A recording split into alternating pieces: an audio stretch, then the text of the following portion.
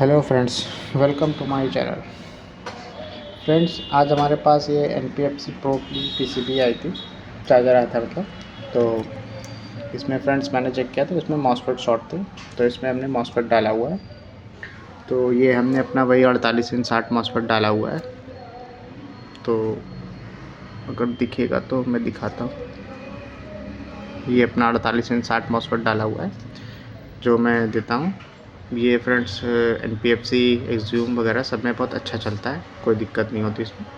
तो फ्रेंड्स, इस चार्जर में अब प्रॉब्लम क्या है कि ये चार्जर तो ऑन हो रहा है, एम्पियर भी ले रहा है, बट ये एम्पियर लेते ही एक फ़ॉल्ट शो करने लगता है। पहले मैं आपको इसको चला के दिखाता हूँ, फिर आगे बताता हूँ कि मैंने DC कनेक्ट कर दिया इसमें। अब मैं इसमें AC कनेक्ट कर रहा हूँ।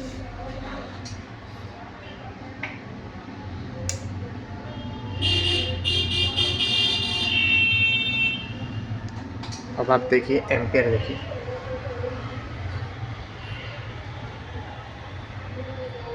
ये इसने एम्पियर छोड़ दिया और ये इस तरह ये LED ब्लिंक कर रही है। तो फ्रेंड्स, अगर आप इस फॉल्ट में एक चीज़ गौर करेंगे तो इसमें 100% ब्लिंक नहीं कर रही, 75% ब्लिंक कर रही है। तो अभी तक हमारे फॉल्ट जो होते थे उसमें ये रहता था कि 100% ब्लिंक करती थी जब चार्जर चल नहीं पाता था NPFC प्रो में, और 50% ब्लिंक करती थी NPFC में।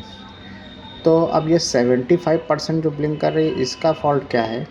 तो आज के वीडियो में हम इस फॉल्ट को देखेंगे। हो सकता है ये फॉल्ट आपके पास आ चुका हो सकता है नहीं भी आया हो। ये फॉल्ट कम ही आता है, बहुत कम आता है। तो इसके बारे में आज हम डिस्कस करेंगे। तो कैमरे को पहले मैं लगा लेता हूँ स्टैंड पे, फिर आगे बात करते हैं।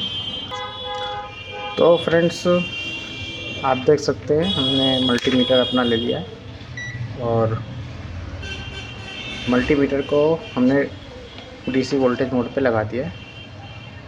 फ्रेंड्स, इस फॉल्ट को ढूंढने के लिए मैं आपको सीधे सीधे बता देता हूँ कि इसमें इधर उधर आप पूरी PCB चेक करेंगे, पूरा इधर उधर देखेंगे, क्योंकि अगर जिसको ये फ़ॉल्ट के बारे में मालूम है 75% किस चीज़ का फ़ॉल्ट है, तो वो तो डायरेक्ट हिट कर देगा, डायरेक्ट सही कर लेगा।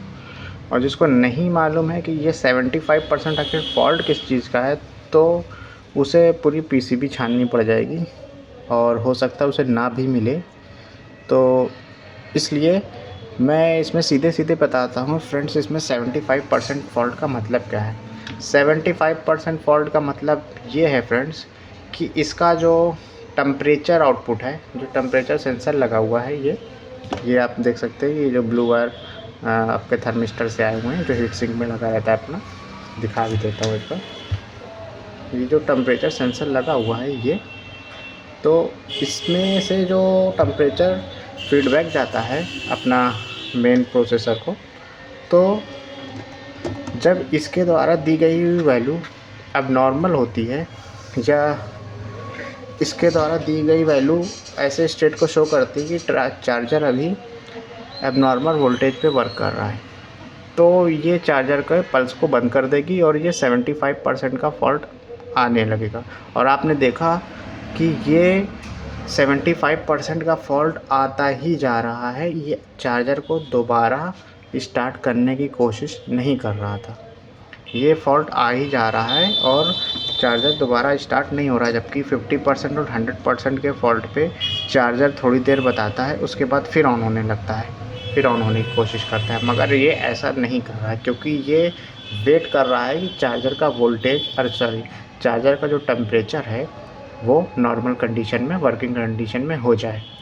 तो फ्रेंड्स, अब इस पर देखते हैं कि इस पर आपको चेक क्या करना होगा। तो फ्रेंड्स, इसमें आपको चेक ये करना होता है कि ये आपका थर्मिस्टर का एक वायर ग्राउंड से कनेक्टेड होता है और एक वायर आपका इस पिन से कनेक्ट होता है, जो आपका डिस्प्ले होती है उससे कनेक्ट होता है। ठीक है फ्रेंड्स, तो यहाँ पर फ्रेंड्स करीब 1.7 की वैल्यू, 1.6 की वैल्यू अकॉर्डिंग टू टेम्परेचर आनी चाहिए। ठीक है फ्रेंड्स, तो यहाँ पर अगर ये वैल्यू नहीं आएगी तो ये एबनॉर्मल वोल्टेज सेंस करेगा और चार्जर को बंद कर देगा। तो मैं देखता हूँ पहले यहाँ पर वोल्टेज क्या आ रहा है। तो फ्रेंड्स, आप देख सकते हैं यहाँ पर कोई भी वोल्टेज नहीं आ रहा है। ठीक है फ्रेंड्स, अब इस कंडीशन में फ्रेंड्स क्या हो सकता है कि अगर यहाँ पर कोई भी वोल्टेज नहीं आपको शो हो रहा है तो कंडीशन ये बन सकती है कि हमारा टेम्परेचर सेंसर जो है ये शॉर्ट हो चुका है।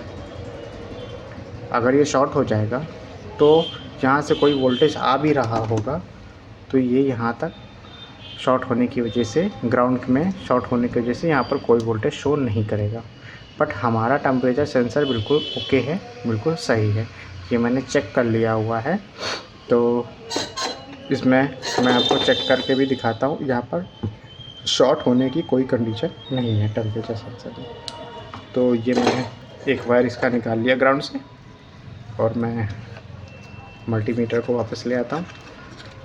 आप मल्टीमीटर की स्क्रीन पे देखिएगा, मैं इसको रेसिस्टेंस मोड पे रख देता हूँ। अब मैं एक वायर इसके टेम्परेचर सेंसर कुछ रेसिस्टेंस का होता है, उसकी हर टेम्परेचर सेंसर की अलग अलग वैल्यू होती है। तो यहाँ पर शॉर्टिंग हमें नहीं शो करनी चाहिए। वैल्यू पे हम बात नहीं करेंगे क्योंकि टेम्परेचर, रूम टेम्परेचर क्या है, इस समय कितना टेम्परेचर है, उसके हिसाब से अपना रेसिस्टेंस शो करेगा। तो अभी हम डायरेक्टली इसके एग्जैक्ट वैल्यू की बात नहीं करेंगे, हमें सिर्फ शॉर्टिंग चेक करनी है। तो हम देख पा रहे हैं यहाँ पर शॉर्टिंग की कंडीशन तो नहीं है। ठीक है फ्रेंड्स, तो देखिए यहाँ पर ये शॉर्ट बिल्कुल नहीं है, 7.8 के की वैल्यू शो कर रहा है। तो हम इसको वापस, इस वायर को वापस वहीं पर छोड़ कर देते हैं।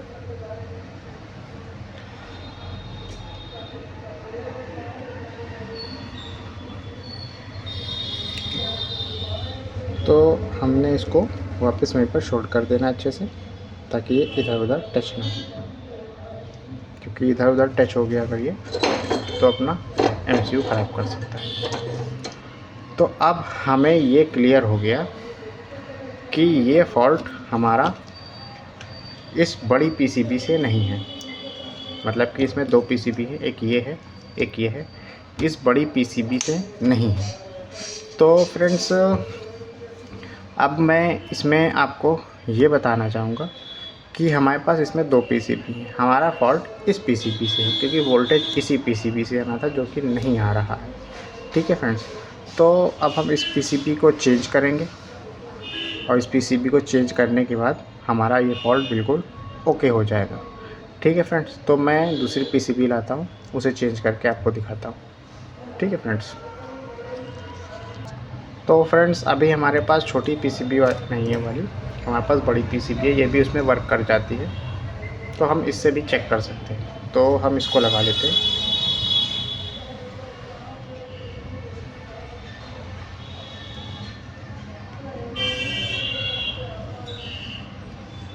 इसको हमने लगा लिया फ्रेंड्स, देख सकते हैं। तो इसको लगाने के बाद अब हम देखिए यहाँ पर वोल्टेज चेक करेंगे कि क्या वो वोल्टेज आ रहे हैं यहाँ पर।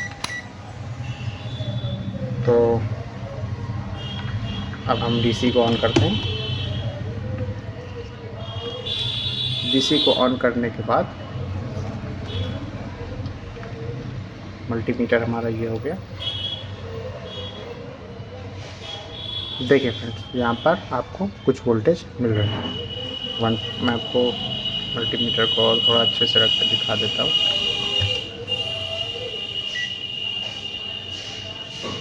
आई होप अब आप लोग को दिख जाएगा इसमें। तो देखिए 1.454 यहाँ पर मिल रहा है। तो अब हम इसको ऑन करते हैं और देखते हैं क्या ये सही हो गया। तो अब मैं इसमें AC देता हूँ, मैं आपको दिखाता जा रहा हूँ। मैंने AC दे दिया, LED AC की ऑन हो गई, रिले की ऑन होने की आवाज़ आ गई। देखिए फिर से चलने लगा।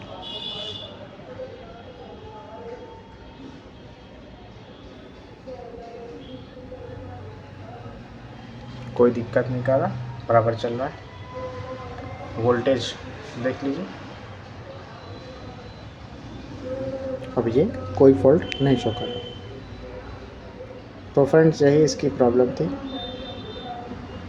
इसी वजह से ये दिक्कत कर रहा था। अब यहाँ पर वोल्टेज भी आ रहा है और ये 75% का फॉल्ट नहीं शो कर रहा। ठीक है फ्रेंड्स, तो फ्रेंड्स आपको समझ में आ गया होगा कि 75% की प्रॉब्लम क्यों आती है। मैं इसे बंद कर देता हूँ। 75% की प्रॉब्लम क्यों आती है, तो 75% की प्रॉब्लम जब भी आपके पास आए तो आप टेम्परेचर सेंसर और टेम्परेचर सेंसर के वोल्टेज को चेक करिए। ठीक है फ्रेंड्स, तो इससे आपका ये फॉल्ट क्लियर हो जाएगा। कभी कभी टेम्परेचर सेंसर भी शॉर्ट हो जाता है, किसी किसी कंडीशन में मुझे शॉर्ट भी मिला है, तो उसको आपको चेंज करना पड़ेगा। बाकी इससे कार्ड से होगा, डिस्प्ले कार्ड से, तो इसको आपको चेंज करना होगा। तो इसके लिए आपको इसको चेंज करना होगा फ्रेंड्स। तो ये आपका फॉल्ट क्लियर हो जाएगा। ओके फ्रेंड्स, वीडियो पसंद आया हो तो वीडियो को लाइक करिएगा, चैनल को सब्सक्राइब करिएगा। और इसी तरह का अगर आपको हम काम सीखना है तो आप हमसे कोर्स कर सकते हैं, ऑनलाइन कोर्स। हम आपको पूरा बेसिक से सब कुछ सिखा देंगे, आप आराम से अपना काम स्टार्ट कर सकते हैं। ओके फ्रेंड्स, और कोई आपको इसके रिलेटेड कोई पार्ट्स लेना हो, मॉसफेट वगैरह, डबल डायोड वगैरह, एमटी भी हमारे पास होगा। अच्छा, जो OEM एमटी है, जो कंपनी से आता है पढ़ के, वो एमटी होगा। तो ऐसे अगर आपको कोई इसका पार्ट चाहिए तो आप हमसे कांटेक्ट कर सकते हैं। Okay friends, thanks for watching my video.